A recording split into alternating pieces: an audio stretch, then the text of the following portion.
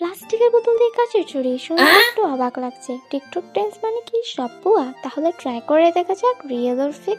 First time একটা প্লাস্টিকের বোতল নিলাম, এবার কাটার দিয়ে সাইজ অনুযায়ী কেটে নিব। আমার ভিডিওতে দেখে মনে হয় বোতল কেটে নেওয়া ইজি, বাট আমি যখন কাটতে গেলাম হয়ে গেলাম ইজি। কাটাটাকে কাছি দিয়ে ট্রাই করি, তো অনেক বছর পর কাছি দিয়ে সাকসেস।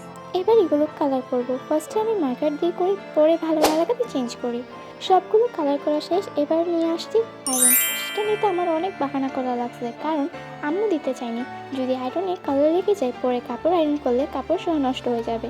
তাই আম্মু আমাকে ট্রাস্ট করে না, কিন্তু আমি তো নিবই। তার জন্য আম্মুকে বলি, তোমার মেয়ে 50 টাকা দিয়ে কাচের চুড়ি না কিনে তোমার ওই টাকা বাঁচাই দিবে। তারপর রাজি হয়ে যায়। কিন্তু এটা ফাইনাল রেজাল্ট কেমন হবে?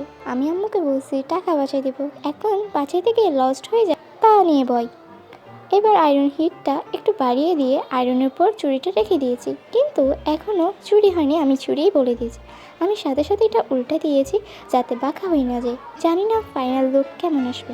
Guys, this is final look. Wow, হাতে পরার পর লিটারালি মনে হয় এগুলো কাচের চুড়ি। আমি তেমন একুরেটভাবে কাট করতে পারিনি।